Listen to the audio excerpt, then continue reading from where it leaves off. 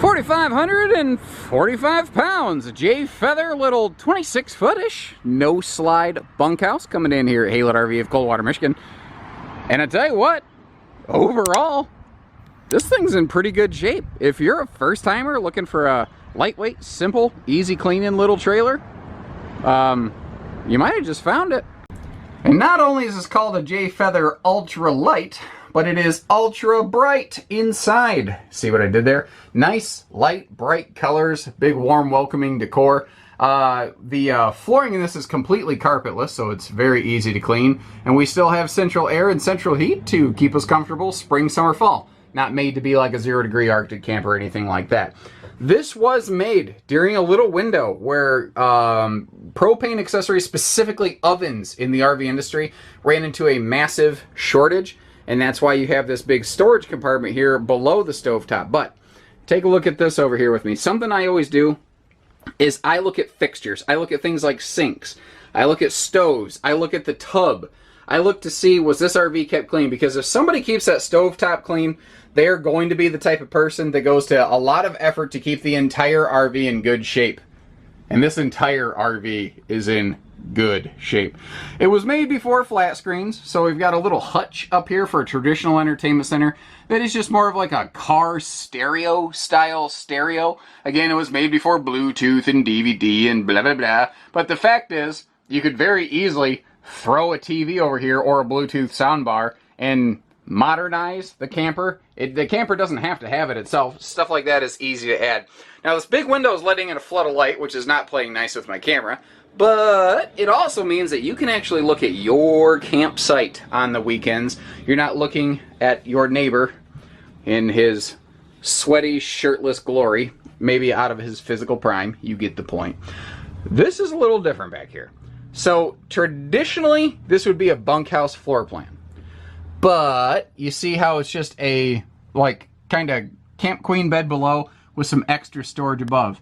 Instead of a bunkhouse, it's kind of a 2-bedroom, but I think it's actually pretty good if you have a couple adults or you've got big kids. I think they're going to be just fine in here. Bathroom, simple but effective. It does what it needs to. It doesn't do any more, any less than it has to.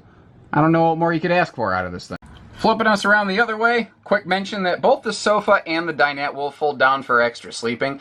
And every single window in this opens for ventilation. And there's always going to be some level of associated side window. Like next to the sofa, you can look at the screen door and say that's your cross breeze window right there. Both sides of the bed have big windows.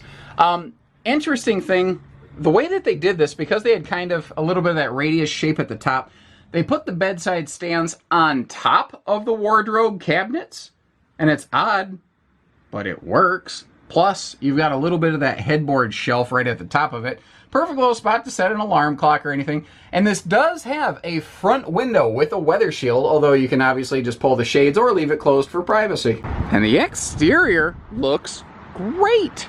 This thing has to have been stored like in a barn or under a cover or something, because the skin, the decals, everything is still a nice bright white. It's not flaking, it's not fading. I can see where a power tongue jack was applied up front here. I can also see where roof vent covers were added over like the bedroom and bathroom vents. As we whip down the sidewall here, I can't see any wavy spots where there's been stress or delamination or anything like that. The tires look good, presumably because, again, the sun hasn't killed these things. There's no funky wear patterns where the RV was overloaded, then towed too fast down the road. I can't see any damage where they had a flat tire. I'm struggling to find criticisms, frankly. I don't necessarily believe in, like, the perfect used RV, necessarily. So if I'm going to be ultra picky, I guess I'll say that decorative rear bumper at the bottom there looks a little weather faded, and I mean that's just the most critical thing I've been able to come up with. Like the awning looks good, the material, the arms, like the window trim is not weathered and yellowed, which means it just hasn't been subjected to a ton of sunshine outside.